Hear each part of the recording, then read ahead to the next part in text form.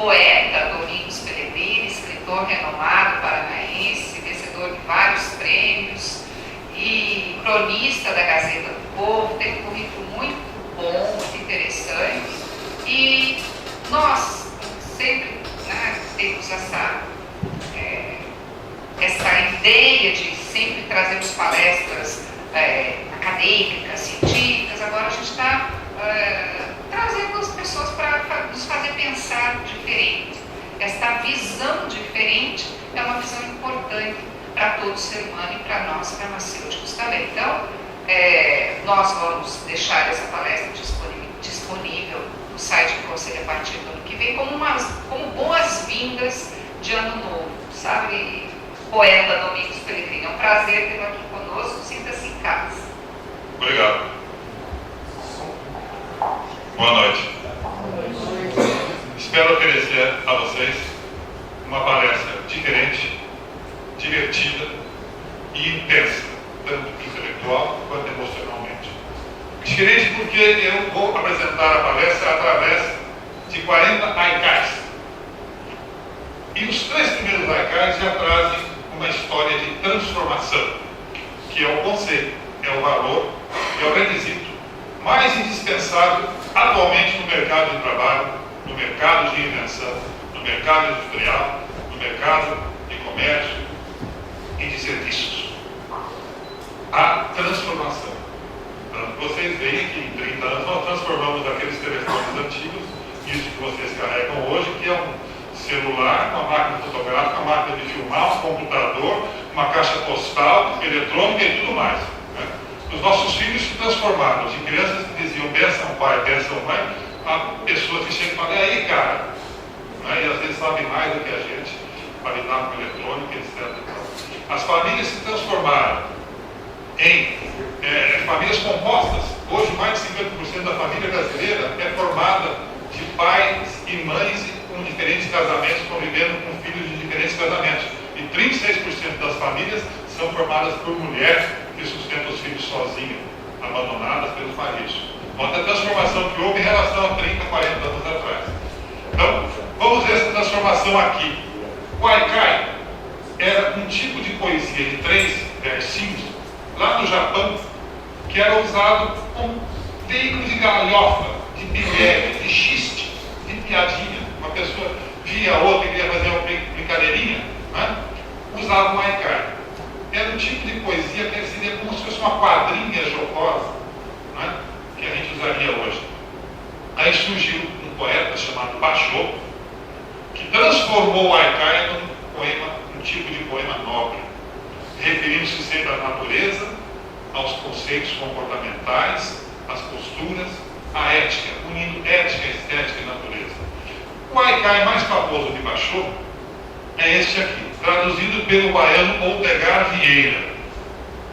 Coloque uma rampura no silêncio da lagoa e no silêncio do. Eu prefiro sapo em vez de rã. Por quê? Porque nós teremos 3P, imitando o pulo do sapo. Coloque um sapo, pula, P, P, P, no silêncio da lagoa. Notem, no silêncio da lagoa e o silêncio ondula. Note a quantidade de L's. O L é uma consoante que eleva, plano, levitar, alçar voo, leveza. E note a quantidade de N's. O N é uma nasal que expressa, reproduz a ondulação. Então, o sapo pula no meio da lagoa, como quando a gente joga uma pedra, e formam-se ondas concêntricas. Então surge essa ideia, essa imagem do Basho, que é um dos mais conhecidos poemas do mundo. Coloque o sapo, pula no silêncio da lagoa e no silêncio ondula. Vamos para a outra. Agora vocês vão perceber como isso se transforma. Quando o haikai é introduzido no Brasil, na década de 40, pelo poeta Guilherme de Almeida, o Guilherme de Almeida inventou um jeito de fazer haikai que parecia ter destinado a que só ele fizesse haikai. Ele quis complicar, quis fazer uma caixinha fonética. O primeiro verso, agita, tinha que rimar com pepita, com o terceiro verso, e embutido no segundo verso tinha que haver uma rima interna também. Bateia com areia. Então tinha que ser rimas cruzadas e embutidas. Ó, vocês sabem o que é bateia. Bateia é aquela bacia de madeira que o farmacêutico gira para que o cascalho se mexa e apareçam as pepitas. Né? Então aqui é como se as palavras, os consoantes e as vogais fossem o cascalho. Lava, escorre, agita a bateia. Enfim, na areia fica uma pepita. Cadê a pepita? É um ponto no meio da bateia. É interessante? Vamos para a outra. Mas o mundo passa, as coisas se transformam com o modernismo, com as inovações e as liberdades trazidas pelo tempo. Surge um poeta como Paulo Leminski, que pegou do Haikai apenas o essencial. Pegou apenas as estruturas de 3 versos, ou 3 linhas até podemos dizer. À noite, me pinta, note com I, pinta uma estrela no olho e passa. Passa a dor, passa o tempo, passa a noite, passa os contratempos. Assim como a mãe nos pingava um colírio no olho, à noite pinta uma estrela e passa. Note a imagem mágica que ele deixa, a imagem que nos toca poeticamente, né? E com uma simplicidade, não tem rima, não tem métrica, não tem nada. E vocês vejam que os produtos hoje, quanto mais simples, mais são solicitados. Vocês veem que os celulares são cada vez mais simples, né? Antigamente você tinha que discar, que digitar. Hoje você só corre o dedo, né?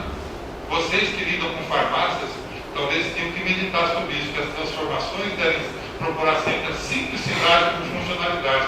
Como disse Leonardo da Vinci, o máximo de sofisticação é a simplicidade. E agora nós vamos então considerar, por vista a história do Haikai, vamos passar para os Haikaipiras, que é a minha forma de fazer Haikai, e é quando eu vou convidar vocês para essa viagem intelectual intensa e divertida. Vamos lá.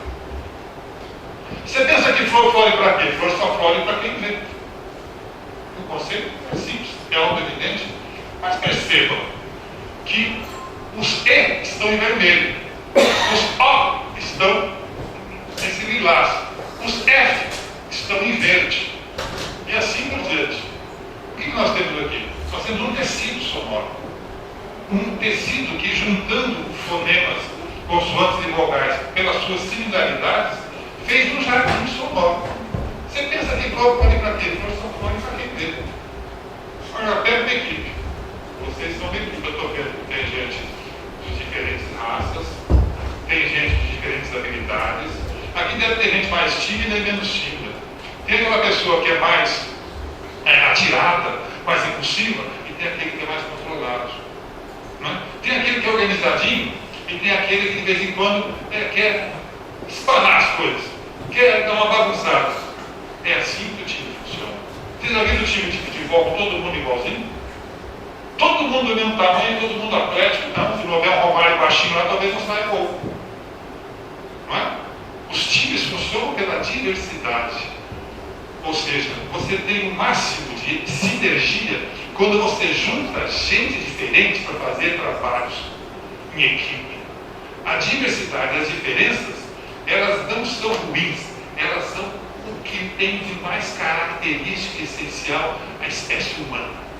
A nossa característica principal não é que nós somos seres pensantes, é que nós usamos inclusive o pensamento, inclusive a criatividade, para nos diferenciarmos em crenças diferentes, religiões, posturas, ideias, né? Estética, gostos literários, artísticos. Você gosta de um filme, eu gosto de outro. Isso é o que é mais interessante do ser humano. Já pensou se todo mundo gostasse do mesmo filme, da mesma cor, né? Gostasse da mesma música, que chato seria a vida, né? Então, você pensa que flor flore para quem? Flor só flore para quem vê. Vê, inclusive, que a diversidade não é, muitas vezes, quando ela aparece de forma deficiente, também não é uma deficiência. Nós estávamos conversando. Aquele sujeito que conseguia ficar 2 horas com o braço erguido nas paradas militares. 2 horas, primeiro ficar 10 minutos. Imagina então 2 horas. A parada militar passando, milhares de soldados, tanques de guerra, canhões, e aquele sujeito, assim, com o braço erguido, os atletas mandavam. E ele ficava 2 horas no braço do seu Adolf Hitler. Ele era vegetariano, abstêmio. Enquanto, do outro lado, o seu Winston Churchill era obeso, alcoólatra, fumava feito uma chaminé. Enquanto o comandante dos Estados Unidos, o Franklin Delano Roosevelt, era cadeirante. Era cadeirante. E vocês sabem quem ganhou a guerra. O tempo levita enquanto a lua levanta sua manta branca. Às vezes a gente não consegue enxergar as coisas direito, mas vejam que aqui as letras são vazadas, como a lua é branca e leve no céu. O tempo levita enquanto a lua levanta sua manta branca. E às vezes você precisa perceber um pouquinho mais, educar os ouvidos para perceber detalhes. Por exemplo, notem quanto ano tem aí. O tempo levita enquanto a lua levanta sua manta branca. Note quantos T's tem. Note quanto em tem. Tempo, enquanto, e assim por diante. Levanta, levita, é. Então, às vezes você está fazendo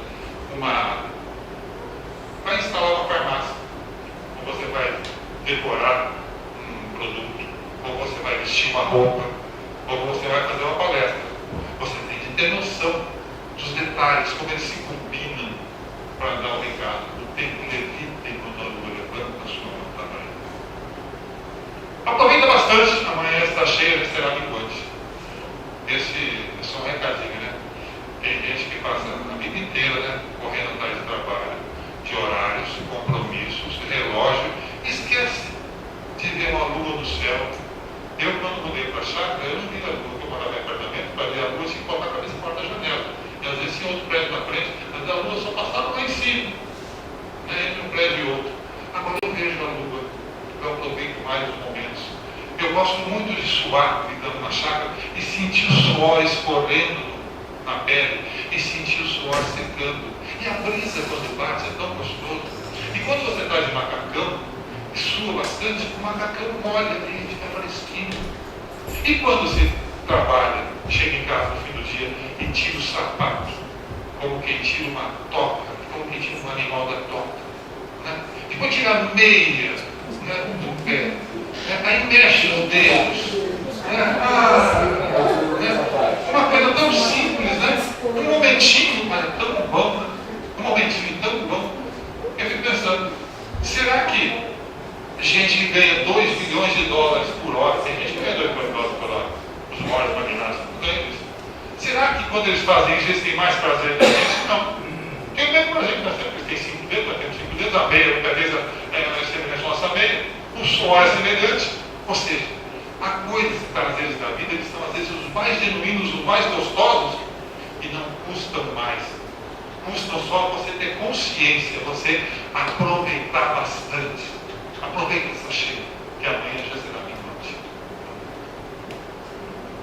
Cruzeiro do Sul, flor do Brasil no céu. Educar o olhar também é uma coisa muito interessante. Dizem que o Cruzeiro do Sul são 5 estrelas, né? 4 e uma no meio, que é chamada prometida, né? E ela parece uma flor, né? Essa constelaçãozinha do Cruzeiro do Sul, porque parece 4 pétalas com aquele vestido que a flor tem no meio. Agora percebam, Cruzeiro, Sul, Flor, Brasil, Céu. Tirando tirando os artigos aqui, as preposições de artigos, assim como são 5 estrelas, são 5 palavras. Vamos lá. Vou vivendo a poesia de cada dia com o sol chovendo. Assim como a gente precisa ter um olhar agudo para ver coisas assim como você agora, ver que há um sentido oculto às vezes das coisas, a gente não vê, se você não olha. Assim como eu precisei mostrar para vocês que eram 5 palavras ali, que certamente eu acho que poucos perceberam, né? Assim como são 5 estrelas.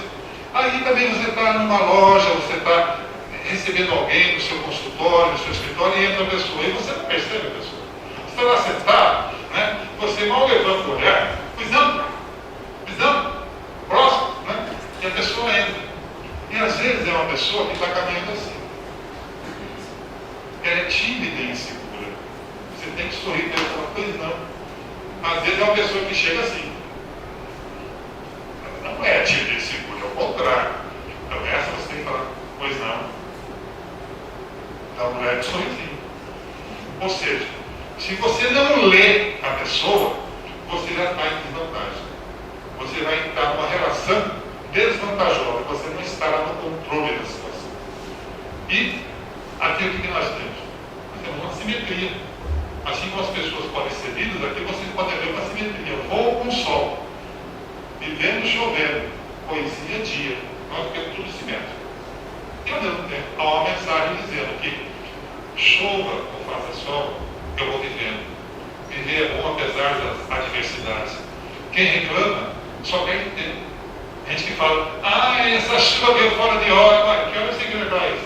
Toda chuva cai na mesma hora, que é agora. Não tem nenhuma chuva que não cai agora. Toda chuva do mundo cai agora, nem antes da hora, nem depois da hora. Então o que você pode fazer? Toma um pouco de chuva, aproveita a chuva. Encara a chuva com bom humor, com otimismo.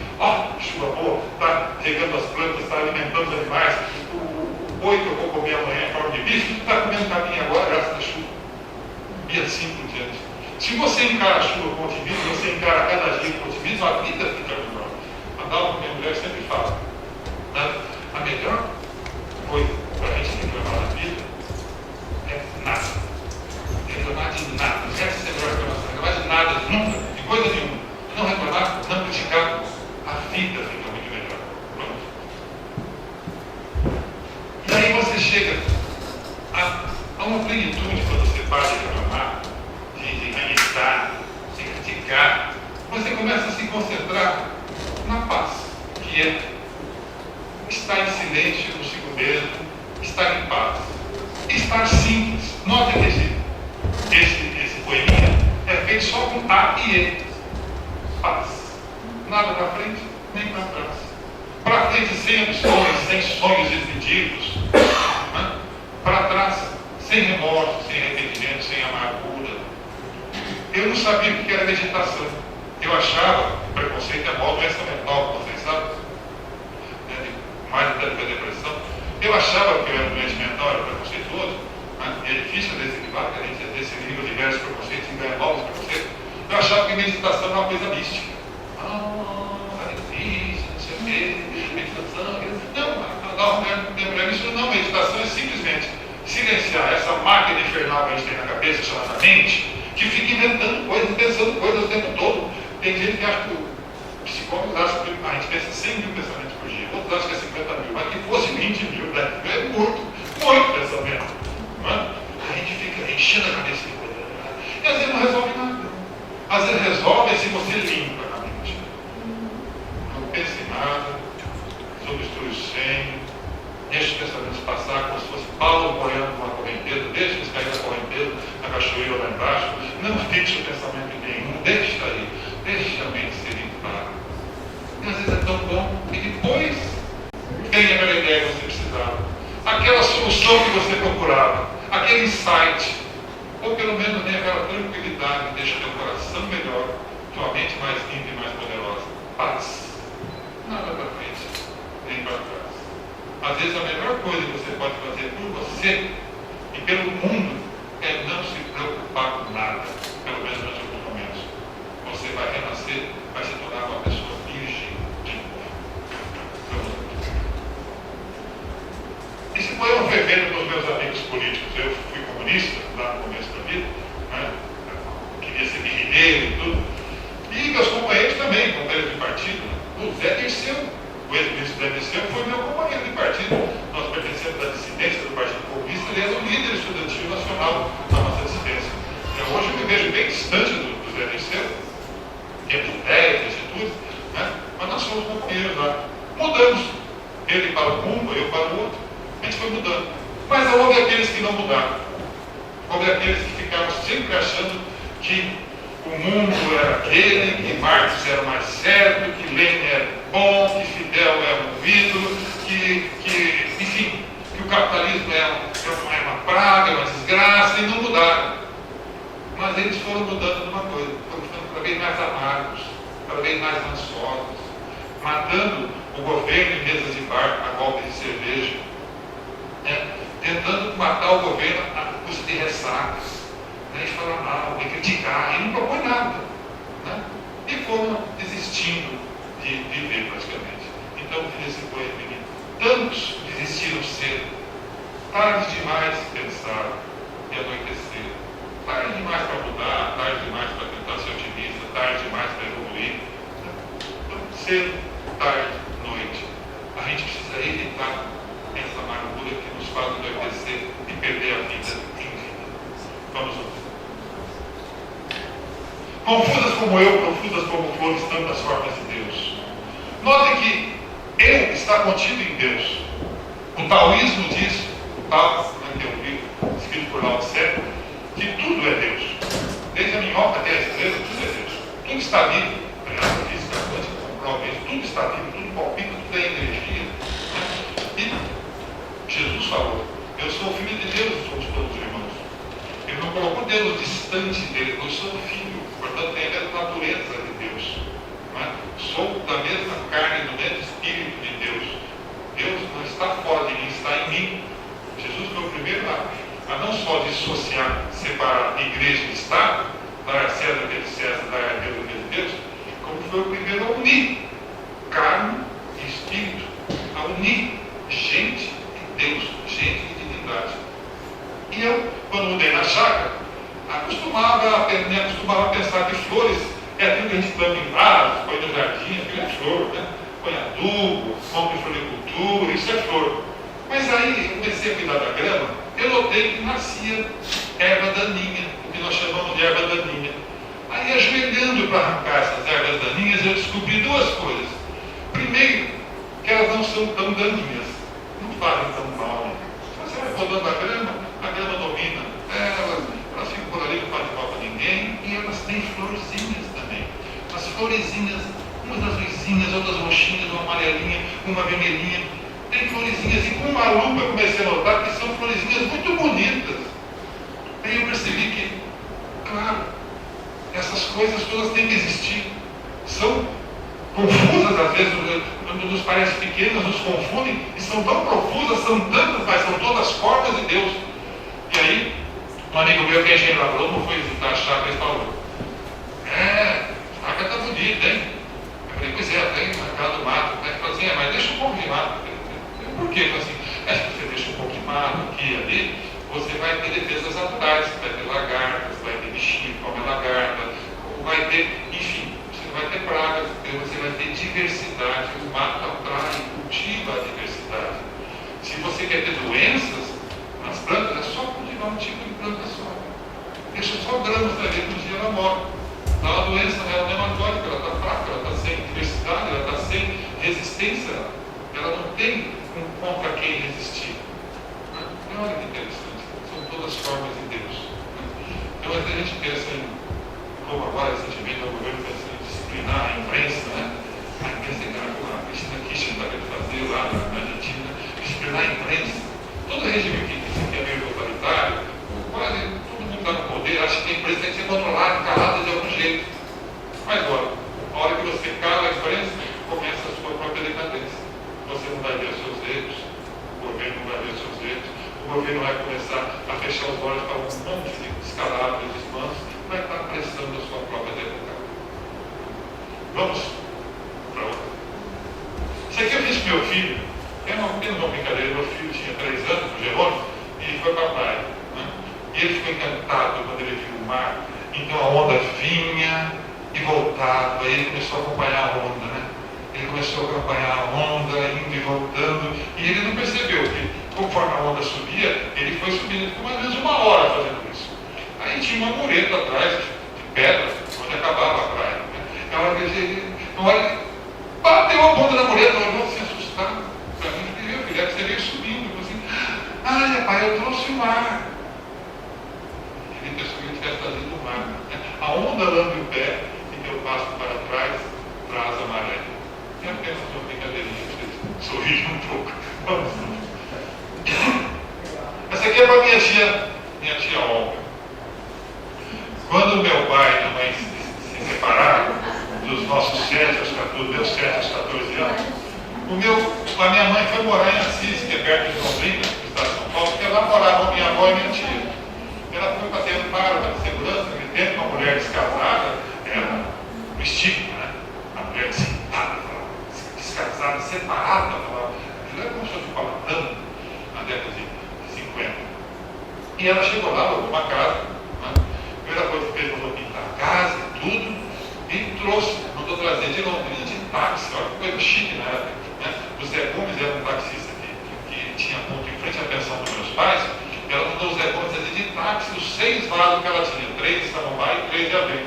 Ele trouxe no porta-mala, trouxe no banco de trás, no banco da frente, com os vidros fechados, ele se comprometeu, pensando que samambaia também tem foto na venda. Ele trouxe assim, esfalfando de calor, trouxe e deu mesmo. Vocês sabem que samambaia e aveia são epífitas, né? Epi quer dizer fora, né? E fica as plantas, né? As plantas vivem fora das outras plantas, grudadas em troncos, grudadas em pedras, né? E são muito antigas. As epífitas são as plantas mais antigas da Terra.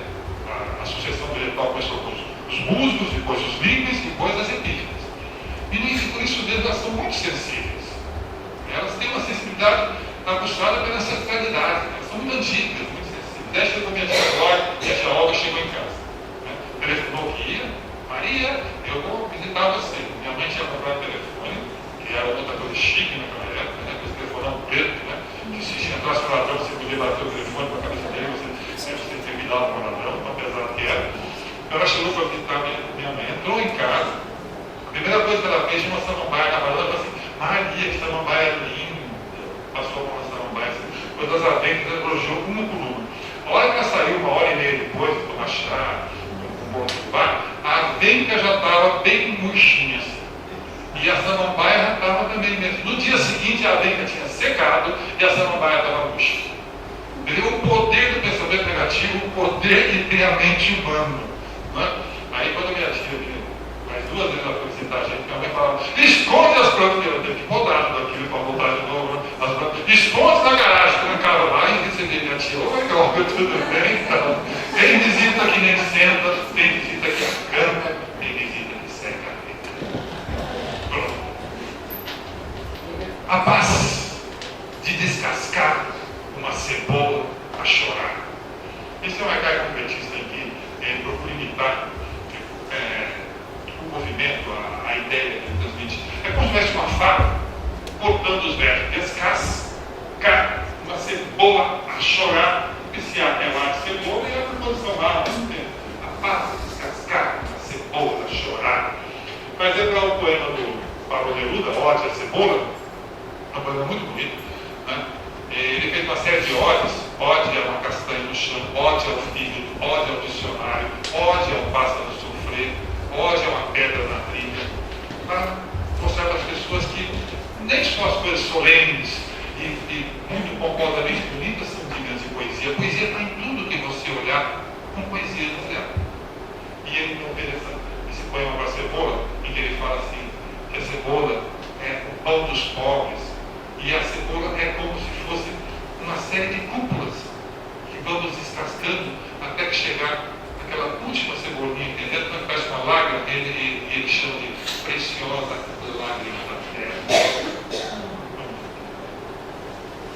O vento em seu trabalho, varrer céu nevoento, quebrar velhos galhos. Quando eu mudei na chácara, eu não entendia que a natureza trabalha o tempo todo. Eu via os desastres como desastres. Hoje eu vejo que são trabalhos da natureza. Uma placa tectônica que quebra, ela não está só trazendo desastre, ela está consertando o planeta. Ela está arrumando o planeta. Né? Um vento que passa é porque houve uma série de massas quentes e frias que se alternaram, se degladiaram pelo ar, ele está passando. Ele está fazendo o seu serviço também. Percebi isso na chácara. Quando eu via que havia galhos que ficavam secos nas árvores, e eu cheguei na chácara e comecei a subir em árvore para serrar esses galhos. Não precisa. O vento deu. Porque quando dá o vento, esses galhos de podres caem, e já caem quebrando, inclusive. Como eles são podres, eles quebram. Né? Assim como quando há um céu nevoento, as nuvens se juntam. Como as palavras se juntaram aqui, as nuvens se juntam no céu nevoento. E os galhos caem quebrando, como as palavras se quebraram aqui. O vento em seu trabalho, varrer o céu nevoento, quebrar velhos galhos. Eu não lamento mais desastres, eu procuro compreendê-los e achar que desastres têm um sentido. Eles têm sempre uma lição. Eles são oportunidades para apresentar desafios, mudanças. No Japão, toda vez que tem um desastre, terremoto, eles aperfeiçoam o sistema de construção de prédios, de estradas, eles refazem a sua engenharia para ficar cada vez melhor. Eles são parceiros de terremotos, eles não são inimigos, os terremotos são inimigos dos japoneses, são parceiros de melhoria e aperfeiçoamento. Então eu acredito que Deus se manifesta muito através de desastres, imprevistos, coincidências e acasos. Vamos ouvir. Essa aqui é feita por Érico Veríssimo, o escritor Érico Veríssimo. Viajei 15 dias pela Alemanha com o filho dele, o Luiz Fernando Veríssimo, que agora está no hospital também. E o Luiz Fernando me contou isso aí. Diz que o seu Érico, quando morreu, apareceram no velório, não sei se foi no Palácio Piratini, na Assembleia Legislativa, apareceram milhares de pessoas que eles não conheciam, a família não conhecia, milhares e milhares de pessoas que paravam dentro do caixão e choravam. Não, mas o que essa pessoa que ele não conhece, está chorando pelo pai, ele não conhece? Aí a dona Mafalda, que era a mulher do Érico, falou: filho, não vai nada dele. Logo o Luiz Fernando, que eu não posso falar com ninguém típico, mas ele foi lá. E ele me contando. Então eu perguntei para um, perguntei para outro, perguntei para outro, ele sabe aqui por que eles estão chorando?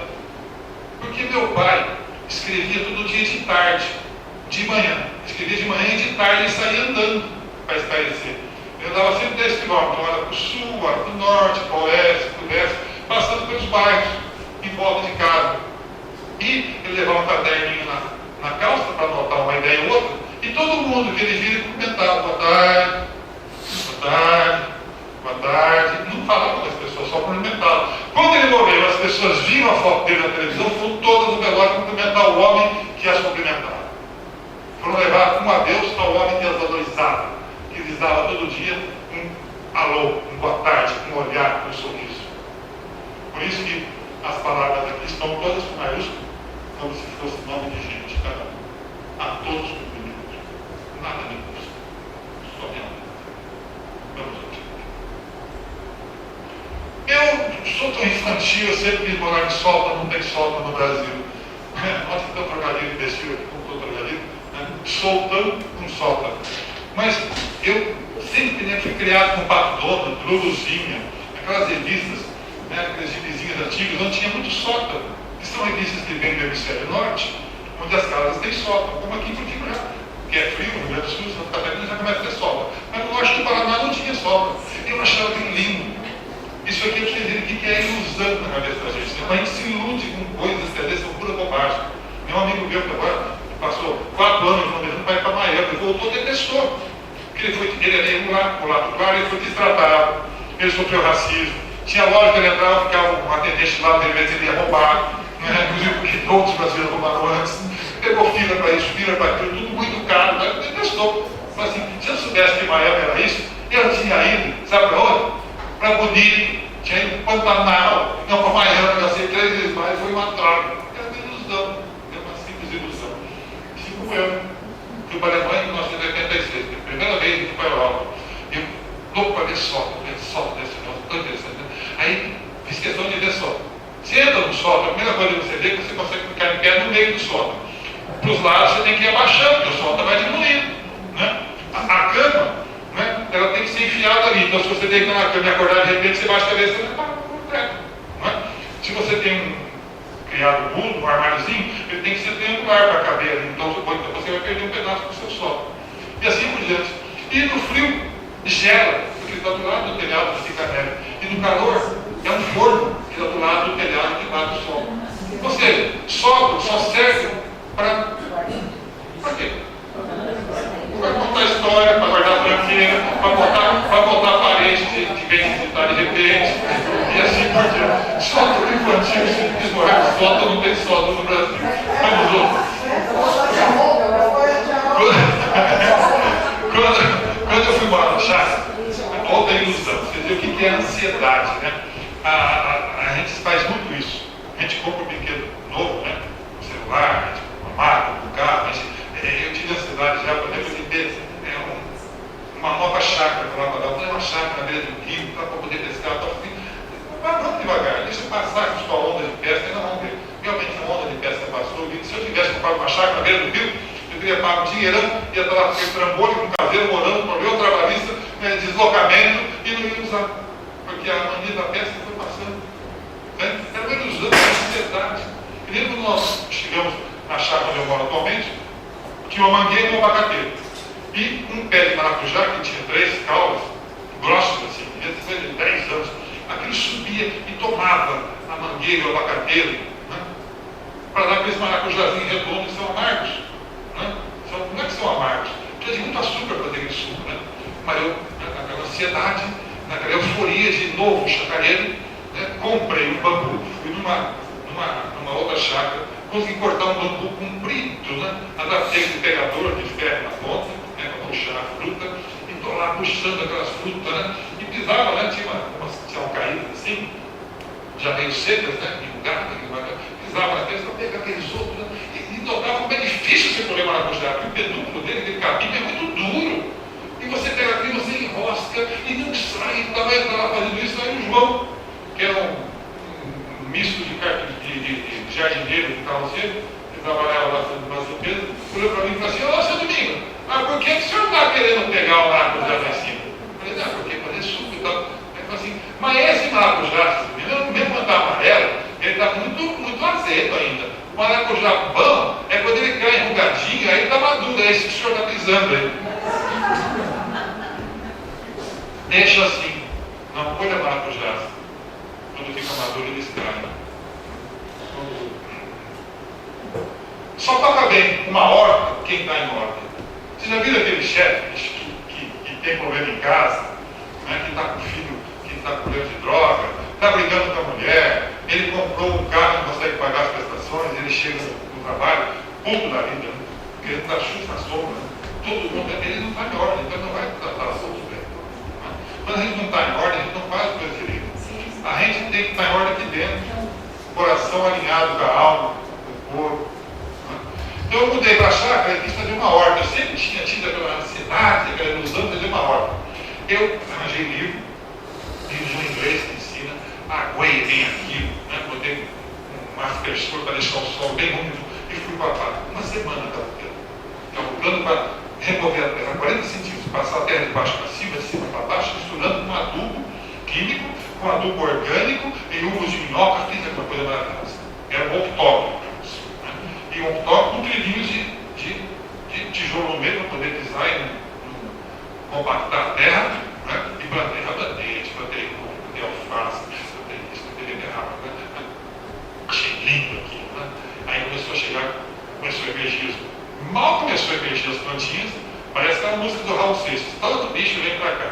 Começou a aparecer lagarta, pulgão, joaninha, formiga, mas tudo que eu falei. Aí eu falei: ah, não, eu não vou me dobrar. Eu cerquei uma tela fina, né? Botei toda uma estrutura de ferro, botei sombrite em cima, fiz uma porta também de sombrite para não entrar mais bicho ali. Os bichos continuavam chegando, você deixava a porta, eles entravam e tal. Aí eu comecei, eu apelei, eu fui por defensivo químico. Comecei a botar inseticida, fungicida, começou a ter uns matinhos, herbicida e tal. Aí aquele amigo meu, Alex, né, que é casado com a Joana, que tem a farmácia Boutique Mariscal em Londrina. O Alex, Cardeiro Leal, engenheiro florestal, veio a parte, foi me visitar novamente. Aquele mesmo que tinha falado lá sobre as ervas daninhas. Ele foi me visitar, viu aquela farmácia tóxica ali, né? Inseticida, ele já estava assim: você está usando isso aqui ali na hora. Você está querendo se matar. Eu nem falei coquetel aqui, e qual é a dosagem que você está usando? Ele viu que eu estava usando uma dosagem 3, 4 vezes maior. Ele falou assim: você acha que com dosagem maior você vai resolver o problema? Você vai conseguir mudança. E falou: por que você não usa água só com pimenta e um pouco de fumo e depois você coa? É a primeira geração de inseticidas para uma horta assim como a sua. Você não precisa mais do que isso. E vai ficar um bichinho ou outro para eles se combaterem entre si, né? Para ter um equilíbrio ecológico aí. Do jeito que você está fazendo, você não vai conseguir nem legumes, e quando você conseguir, vai ser tão caro os produtos que você está usando, que melhor você comprar mais caro. Aí eu notei que eu não estava em ordem. A minha ansiedade estava me fazendo não cultivar uma horta. Eu estava querendo possuir uma horta. Eu queria explorar uma horta. Eu queria sair daquela horta, tudo que eu achava que eu tinha direito. E não é assim. Uma horta só toca bem uma horta quem está em ordem. Não de em. Só toca bem uma horta quem está em ordem. Só toca bem uma empresa, uma farmácia. Só dá uma aula direito quem está em ordem, quem está em paz consigo mesmo, com otimismo, com companheirismo. Quem está com remorso, culpa, ressentimento, ambição, né? Não atende bem. Se o cliente entra na loja e o vendedor encara, chegou minha comissão, 10% daquele gastar eu vou ganhar. O feromônio dele, o olhar dele, a cara dele vai contar isso para o sujeito. Por mais imbecil que o sujeito seja, inconscientemente ele vai perceber. Ele vai ficar com o pé atrás quando aquele bicho chegar perto dele, que ele ganha 10%. Posso atendê-lo, senhor? Então perceba isso. Só toca bem uma hora e na minha hora. Essa aqui foi feita por Romário. Pequenininho, baixinho, né? Foi naquela Copa e ele viu que ele não podia usar nada mais do que astúcia. Os zagueiros que marcavam ele sempre tinham 30, 40 centímetros mais do que ele. Tudo mais forte. Tudo com muito mais preparo físico do que ele. Então o que ele fazia? Primeiro ele fingia que era topo. Né? Alguém ia bater esse canto dele, ficava, né, em vez de ficar disputando espaço na pequena área que faz todo mundo, ele se afastava, né? Se afastava assim como quem não quer nada, só que alguém batia na bola lá e ele cabeceava. Tem aquela famosa cena em que ele ficou no meio daqueles dois grandalhões, não sei qual era o país, eram dois sujeitos que eram muito mais altos que ele. Na hora que foi batido de escanteio, ele fez assim e os dois subiram.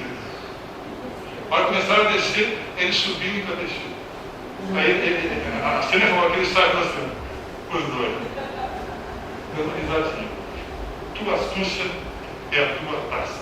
Para mostrar que nada também é fixo na vida, em vez de ser 3 dias, essa aqui eu fiz em 4, para essa palavra quebrada parecer o pedestal da taça. Vamos ver. Tua fé é teu troféu. Isso aqui parece um troféu e é do Dalai Lama. O Leonardo Boff, o teólogo Leonardo Boff, perguntou para o Dalai Lama: qual é a melhor religião?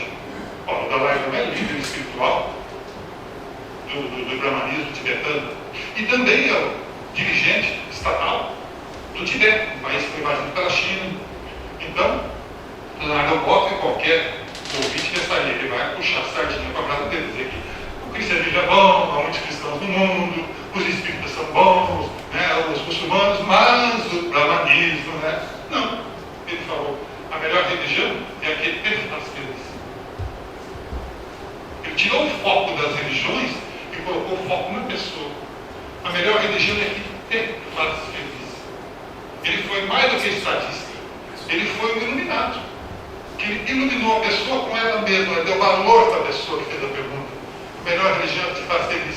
E se todos seguissem isso, não haveria guerra de judeus e muçulmanos, palestinos e etc. Não haveria essas discórdias em nome da religião, em nome de Deus. Se todos compreendessem que a melhor religião é que te faz feliz. Então, a tua fé é o teu troféu. Não precisa dizer que a sua religião é melhor que os outros, matar por causa disso, xingar, se considerar superior ou melhor que os outros. Você acreditar já é o teu troféu. Fique com isso. Isso te faz bem, seja feliz. Amém. Vamos outro. Pinga que pinga, cai na noite em sob a trabalho. O ar, depois que o ar estivesse pingando de lá para cá, e o ele pingando de para lá, pinga que pinga, cai na noite em sob a trabalho. Lembra uma vez a cara fica pingando, aquela cara de folha de planta, né? Fica plop, plop, plop, plop. O Dalton Trevisan, Curitibano, o escritor Curitibano, tem num pontinho, num pequeno ponto dele, ele tem uma linha muito interessante que ele fala: na Cária, o Deus da chuva conta as suas moedas. Plop, plop, plop, plop. Bonito, né? Vamos lá. Chove, chuva, passa. Mais um trocadilho. Chove, chuva, passa. Se a chuva não passasse, diluviava. Mas a gente fica reclamando das coisas vão passar. Tudo vai melhorar. Tudo vai ter uma solução, vai ter um jeito. Nada vai ficar entulhado, nada vai ficar insatisfeito, nada vai ficar enrolado, engruminhado. Não, tudo vai se desenvolver. Se tem uma coisa que você pode ter fé, é que as coisas mudam e nada fica do mesmo jeito. Pode mudar a marcha da tua corporação, pode mudar a senha tua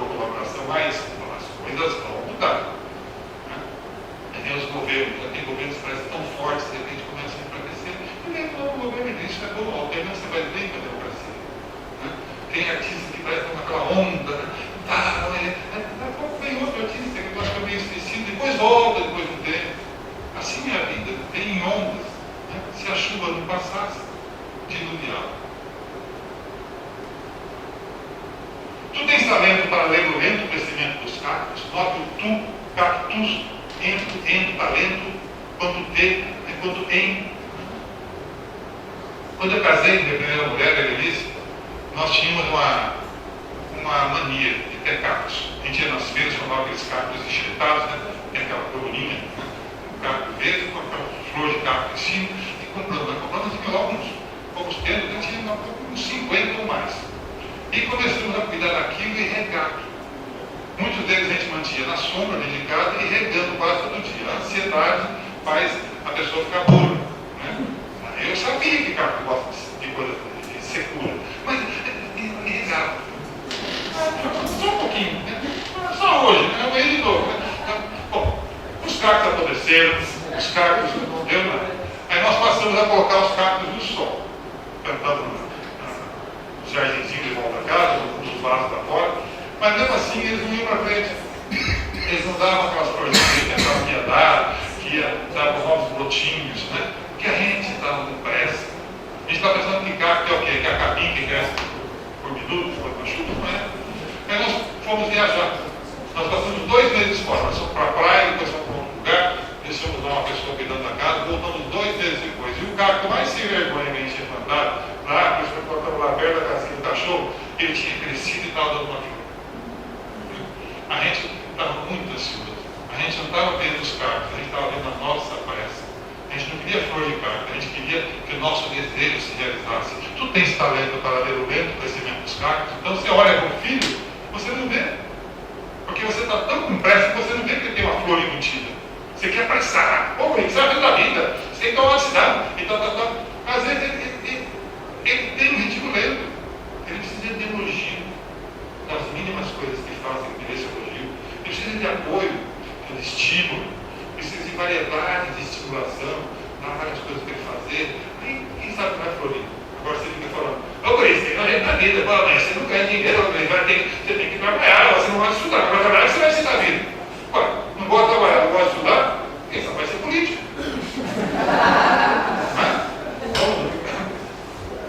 Sol gema, na frigideira azul do céu, nuvem clara. Esse é um trocadilho de dom, né? O sol como se fosse uma gema, a nuvem como se fosse uma clara, na frigideira azul do céu.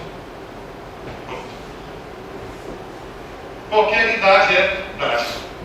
Eu lembro que eu descobri isso quando eu estava numa fila de banco, aos 45 anos de idade.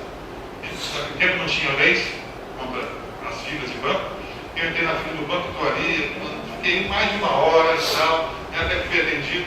Aí fui para a casa da minha mãe e falei, nossa mãe, eu estou com uma dor no pé, mas está doendo muito, eu nunca tive essa dor.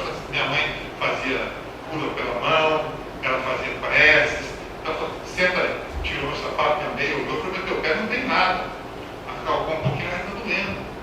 Mas se você fez alguma coisa, você pulou, você jogou basquete, você dançou, não. Uma coisa você tem que ter feito. Não, mas só estava no banco. Ah, você ficou em pé no banco? Eu fiquei. Falei, mas muitas vezes eu fiquei em pé e nunca me deu nada. Eu falei, mas que idade você está? 55. É a idade. É a idade. Depois de certa idade, coisas que você não tinha, você passa a ter. Artrite, dores lombares, rugas, né? Eu me lembro com saudade do tempo que eu tinha espinhas em vez de rugas. Mas as coisas mudam, né? E quando eu tinha espinha, eu achava muita espinha. Hoje eu não tenho saudade. Né? Qualquer idade é tátil. Porque também hoje, gente, eu tenho dor de coluna, dor daquilo, mas tenho uma compreensão muito maior dos fatos. Uma visão muito mais otimista das pessoas. Uma compreensão muito melhor das desgraças, das adversidades. Eu pude ver que em cada desgraça, cada adversidade, o que isso vai me ensinar? Que mudança eu faço em cima disso? Isso está sendo bom para quê? Não sou mais aquele garoto que, com 20 anos de idade, ficava bravo quando qualquer coisa dava errado. Sabe? Estava contando aqui para a Ana que cheguei em palestra já e o vídeo não era certo. O PowerPoint ninguém conseguia fazer funcionar. Então eu improvisei uma palestra. Uma palestra ficou boa. Né? Vai lá pela metade da palestra, o sujeito que estava tentando consertar o PowerPoint falou, consertou. Eu falei, esquece. Tá bom assim, por que eu vou voltar para trás? Não é? Qualquer idade, qualquer acontecimento é bom. Até a dor tem seu lugar no dia. Vamos para rotina, a ditadura mais serina, mais fervura. Tem que tomar cuidado com a rotina. Que é a ditadura mais serina quando você se deixa dominar pela rotina. Rotina é bom, né? Se a pessoa, se você acordasse todo dia e tivesse que decidir o que fazer, bom, agora eu vou botar o pé para fora da cama. Agora eu vou enfiar o pé na sandália. O que é que eu faço agora? Ir no banheiro. Escovar o dente primeiro. Não. Primeiro lavar a mão, depois escovar o dente. Ou faz xixi primeiro. Tem que resolver aqui, né? A pessoa, se todo dia você tivesse que se defrontar com essas coisas, não, a rotina nos auxilia, uma grande companheira. Mas se você se deixa dominar pela rotina, você se torna uma peça dela. Você se torna como se fosse uma peça de relógio. Você passa a fazer parte da rotina, e não a rotina fazer parte da sua vida. Você que passa a fazer parte dela. Quando eu dava para minha mulher, geralmente ela quebra a rotina. De repente, um dia ela fala, não, vamos fazer diferente. E quebra a rotina. Ali é muito bom quebrar a rotina. Você passa a ver as coisas de forma diferente. Tá? Você se vê como se estivesse se vendo de fora. Quando você sai fora da rotina, você se vê outro, você se requalifica. Quebrar a rotina é muito bom de vida. Vamos ver. Maravilha a gente que canta no trabalho. Não é que é uma rima interna, tonante, uma rima imperfeita. Ente, anda, ilha, área. São rimas imperfeitas, mas há uma rima. Eu fiz com a minha mãe. Eu briguei com a minha mãe durante 7 anos. Minha mãe maltratava tanto meu pai, que eles descasaram, então voltaram a morar juntos, mas voltaram a se infernizar. Meu pai muito paciente, muito tolerante, e era exigente, detalhista, impertinente e tal. Meu pai fumava. Primeiro proibiu meu pai de fumar na sala, eu tinha que fumar na sacada do prédio. Depois proibiu ele de fumar na sacada, eu tinha que fumar no quarto. Então ela separou os quartos dos dois, e um quarto para ele fumar. Ele estava fumando no quarto dele, aí inventou que a fumaça daquele quarto ia correr do apartamento. Ele tinha que fumar na janela. E depois ele tinha que fumar com o corpo bem para fora da janela, mas ele vai cair. Sabe? Aí o fumo vai ser mortal para ele. Né? Aí ela inventou que ele ia fumar lá embaixo. Ele ia fumar na praça. Naquele tempo, há 30 anos atrás, quando ninguém fazia isso, meu pai saía de casa e ia fumar lá embaixo, até quando ele voltava. Tá? Bom, e eu, por causa de outras coisas também, briguei com a minha mãe, porque ela maltratava meu pai. Ela estava muito mal com meu pai. Passei 7 anos sem falar com a minha mãe. Nesse meio tempo, meu pai morreu. Ele derrame, estava morrendo. Né? E eu fiquei mais cedo da minha mãe. Minha mãe ligava para mim e começava a me dar conselho no telefone, tanto conselho, você precisa disso, você precisa daquilo, eu pegava o telefone, deixava o telefone assim, ia fazer outras coisas, voltava para 10 minutos, ela estava lá, você precisa disso, você precisa daquilo, ela nem tinha percebido que eu tinha deixado de ouvir. Então, eu abandonei minha mãe. Deixei ela morta sozinha no apartamento dela com uma cuidadora. Mas ela dava uma mulher, começou a falar, você é fraco. Você tem que perdoar a sua mãe, compreendê-la. Ela pode estar velhinha. Ela pode não ter mais forças psíquicas e físicas de querer cuidar, de querer vigiar a tua vida que você reclama tudo que ela faz, querer controlar todo mundo. E falou, eu fui lá visitar minha mãe. E minha mãe estava velhinha, não tinha mais condições de controlar nada, estava precisando de ajuda. Levei minha mãe para morar junto comigo. Só que, até então, eu ia lidar na chácara com a Dalva, eu estava sempre pensando na minha mãe. Não porque eu estou certo de ter ligado com ela, não porque ela fez isso, ela faz aquilo, ela quer controlar todo mundo, e eu ficava lidando na chácara pensando na minha mãe. Quando eu trouxe ela para morar na chácara com a gente, a Dalva me falou, você notou que você está lidando na chácara agora, assobiando e cantarolando? Eu tirei a minha mãe da cabeça, tirei o amargor, o rancor, o ódio, a cobrança, eu comecei a lidar na chácara com prazer, cantarolando e assobiando. Maravilha, gente que canta no trabalho. Se você vê alguém assobiando e cantando no trabalho, essa é a pessoa que está fazendo o trabalho que gosta. Essa é a pessoa que está trabalhando bem. Vamos ver. Essa aqui não precisa nem, essa aqui é autoexplicativa, né? Quando você chega em casa depois do trabalho, na minha casa, meu canto, meu aqui, meu enfim, meu corpo, meu quanto. Sempre experiência em imprevistos tem vasta consequência. Vou te contar uma historinha. Eu, a minha primeira mulher, minha segunda mulher, primeira foi a Denise, no carro.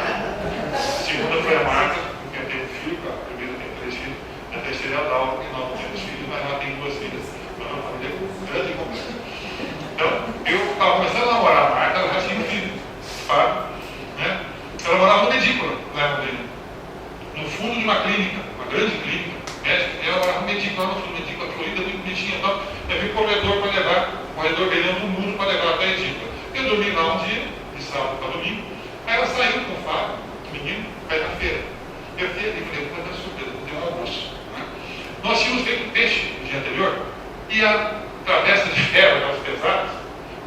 no peitoril da pia, na janelinha assim.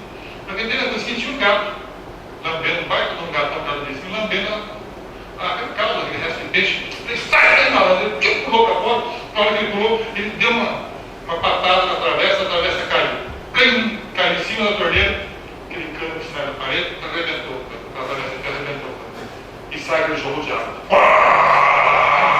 E eu bateu lá na outra parede. A primeira coisa que eu percebi, eu olhei, é que a caixa d'água era grande e alta. Procurando registro, procura registro aqui, procura registro de lá, cadê esse registro? Procura em Marapia, procura para cá, procura para lá, e não acho o tal registro. O registro está escondido do lado de fora, atrás das marinhas sem vergonha, naquela plantinha. Estava ali, eu não consegui achar. Eu tenho que ler uma coisa. Aí achei a rolha de champanhe que a gente tinha tomado na noite anterior. Aquela rolha é grossa, né? Essa rolha vai mesmo. Enfiei a rolha ali. Consegui olhar o quarto inteiro. E daí, em vez de sair reto, saía assim. Tirei a rolha. Eu tenho que ler uma coisa. Saí correndo. Né? Falei, vou arranjar um encanador. Pega essa caixa do outro, vai mudar essa casa. Saí correndo aquele título assim. E virei. Quem conhece o Londrina sabe que ali na Avenida Genópolis, pouco antes do Colégio Vicente Rijo, tem uma igreja na esquina, assim. O colégio não era, a igreja do outro, né? E aí a casa era aqui, colado na igreja. Eu virei correndo, a noiva estava saindo do carro, o pai da noiva estava tirando a noiva do carro, assim. Né? Bom, eu consegui derrubar a noiva, e o pai dela eu quase derrubei. Ele chegou a erguer a mão para me dar um muro. Eu peguei e saí correndo. Eu falei, desculpa, não tem nem como explicar. Eu derrubei a noiva no chão, toda assim de branco. Saí correndo. Aí tem uma avenida dupla. Né? Tem uma rota e uma avenida dupla. Na pista de cá, eu quase fui atropelado por um carro. Eu pedi desculpa, quase fui atropelado por outro. Na outra avenida. Quase fui atropelado em assim, questão de 10 segundos. Aí desci correndo, já todo desfalfando. Tinha uma série de bares ali para baixo. Aquele bar que fica o sujeito jogando esduquinho, né, domingo de manhã, né, fica ali vendo televisãozinha, jogando baralhinho. Ali vai ter um encanador. Né? Primeiro bar que eu entrei. Alguém aqui conhece o encanador? Um cidadão de uns 70 anos, bem aí, né? Estava com o copo assim, com esse copinho de pinga de base grossa, assim, né? Deu a última boladinha e falou assim, perguntou para você, eu sou encanador. Bom, uma hora depois, eu consegui um encanador de verdade, voltei lá, o vazamento já apenas escorria pela parede, que a caixa já estava no final, né? Tinha tanto assim de água no chão, tá? Os tapetes, os pés dos móveis, tudo encharcado. Aí chega a Marta, com 2 sacolas, né? Ela chegou, entrou e parou com as 2 sacolas assim. Ela olhou e falou, o que aconteceu aqui? E de susto ela largou as 2 sacolas. Plaf! Aí quebrou o ovo, encharcou as verduras, os legumes, tudo. Aí eu aprendi.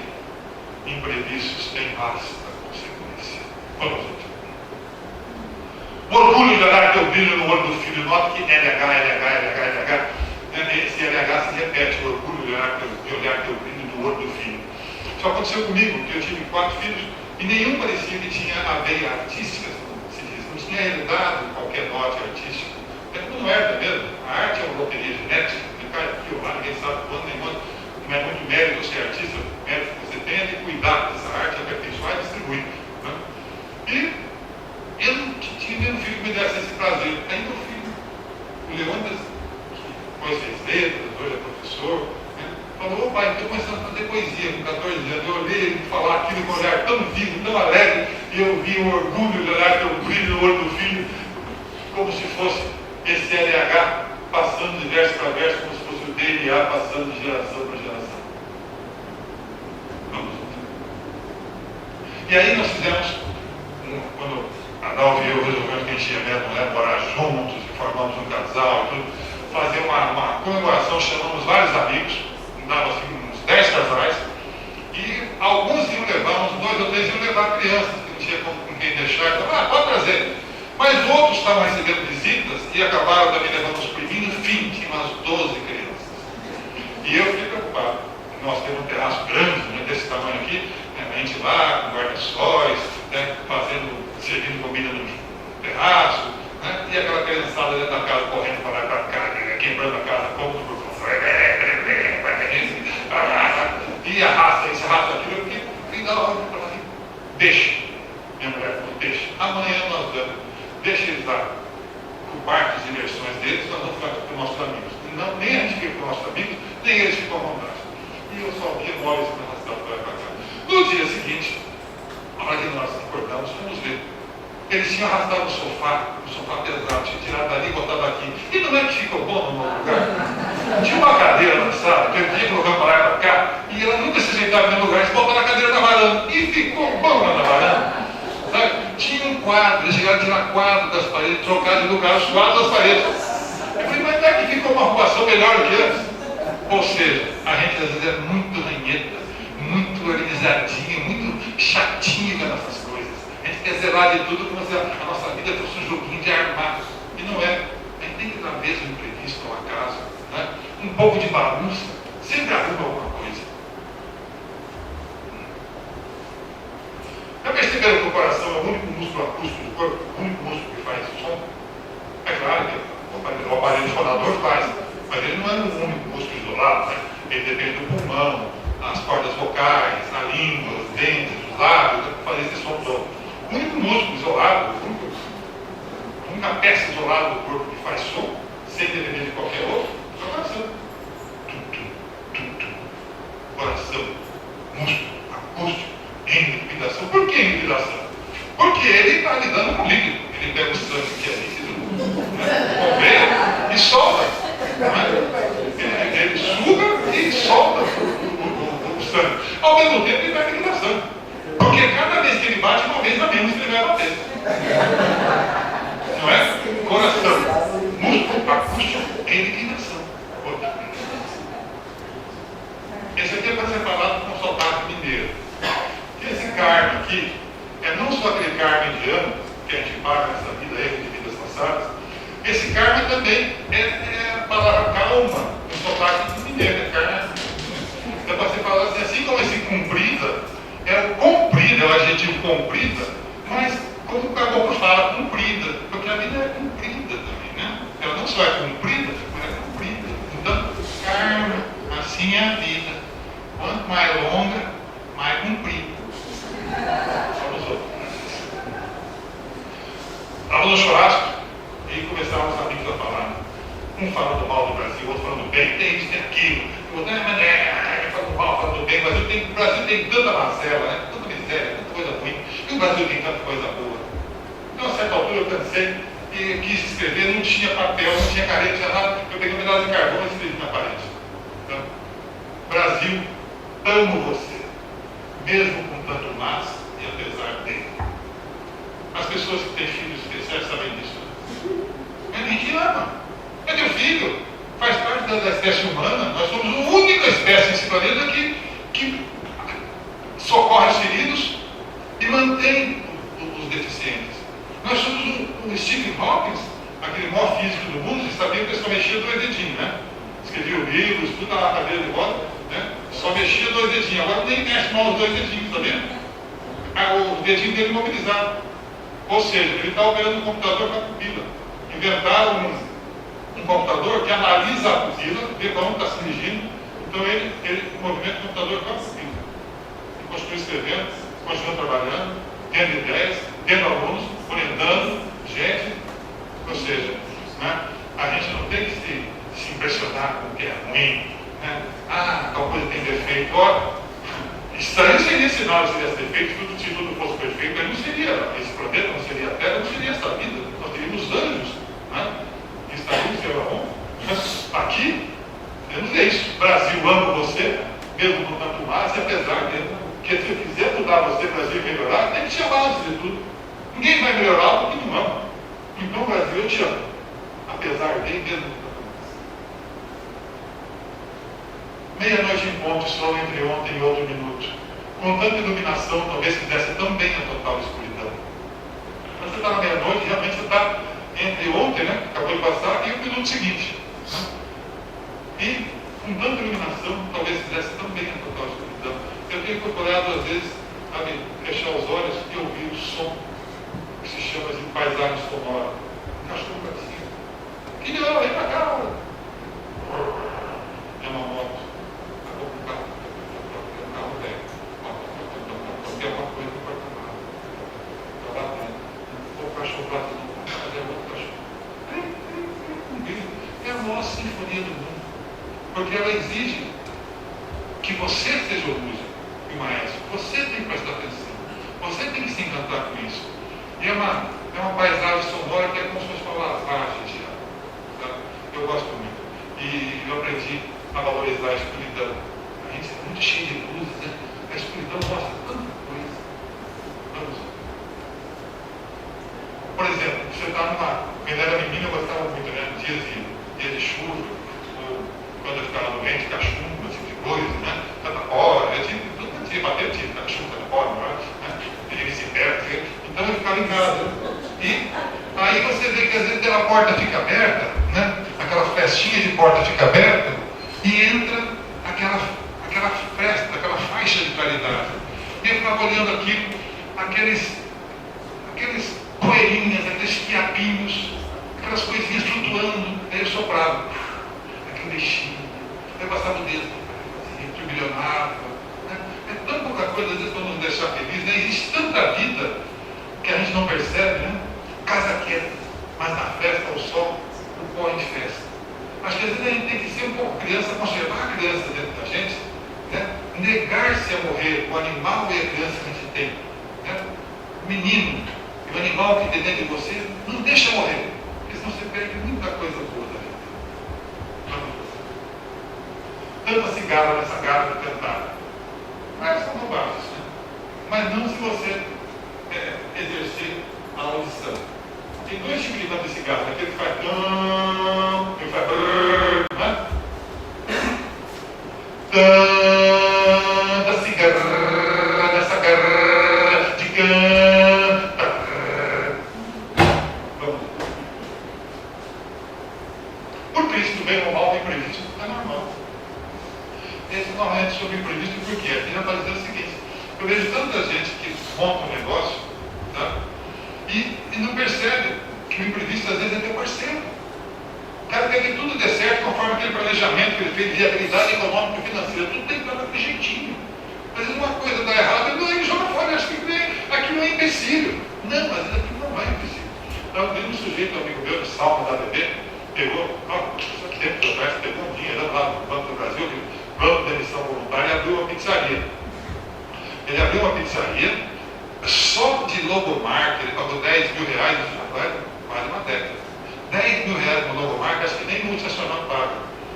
Isso é uma coisa assim, que nem a pessoa que eu contei do sótão, aquelas ilusões que ela tem, logomarca, né? E aquilo é uma bobagem. O que vende é o serviço, é o produto, né? E começou a pizzaria dele. E a pizzaria dele ia bem, mas não ia tão bem. O que ia bem, que as pessoas pediam, não era suco. Gostava do suco que um sujeito trabalhava bem, começou a misturar tomate com laranja, não sei o que, beterraba, botava beterraba, e os sucos dele começaram a sair. E ele virava para mim assim e falava: tem que sair mais ou menos, cara, até trabalha esse suco aí. O pessoal fala que suco eu não vejo na feira. Eu não vejo se ela comprar de outro fazer suco. Nem me toquei. Dali a pouco ele arranjou um sócio. O sócio era o sujeito lá do Ceasa, que começou a fazer compra para ele. Ele não tinha mais compra. Ele não queria mais ficar aí com o Ceasa comprar coisa para fazer suco. Ele carregou o sujeito, fazer isso, o sujeito ia levar as frutas para ele. E o sujeito falou para ele um dia: escuta, você não pode entrar em sociedade com você? Vamos transformar isso aqui numa casa de suco. Está cheio de gente lá hoje, ó. A pizzaria ele esqueceu, é a casa de suco que dava certo. Hoje ele faz uma pizzazinha, um salgadinho lá, está enganado. É o suco que dá dinheiro, é o suco que deu certo. Foi o imprevisto que salvou ele. E foi preciso um sócio, também imprevisto, para abrir os olhos. Então, vocês verem, um mercado tão multifacetado, tão inovador, tão mutante que nós temos, percebam, o imprevisto pode ser um parceiro, não uma desgraça. Vamos lá. Estamos chegando ao final da nossa palestra. Essa aqui é uma arcaica, que ele é meio óbvio, né? Eu sou muito positivo, sabe? Eu gosto das coisas com esperança, sabe? Olhar uma coisa sem esperança é derrotar, é desmerecer aquela coisa, aquele ser, aquela pessoa, aquele negócio, aquela oportunidade, aquela paisagem. Olhar com esperança é muito melhor. Então, eu sempre me sinto bem, sabe? Eu acho que as coisas mudam para melhor, né? E assim eu vou ficando feliz. Porque, na verdade, diz que acha felicidade quem se acha feliz. Eu conheço gente que ganha cada vez mais dinheiro, mas sempre achando ruim. Ai, está faltando isso, está faltando aquilo. E trocando os eletrodomésticos, querendo viajar para um lugar que você não conhece ainda, e não sei o quê, e sempre endividado, porque está sempre querendo mais, não se contenta com o que tem, nem um pouco. Né? Uma coisa é ser resignado, outra coisa é não se contentar com nada. Né? Eu gosto muito de me contentar, gosto muito de viver feliz. Então, eu sempre digo para essas pessoas que eu encontro, na verdade, diz que acha felicidade quem se acha feliz. Obrigado a vocês. Até a próxima.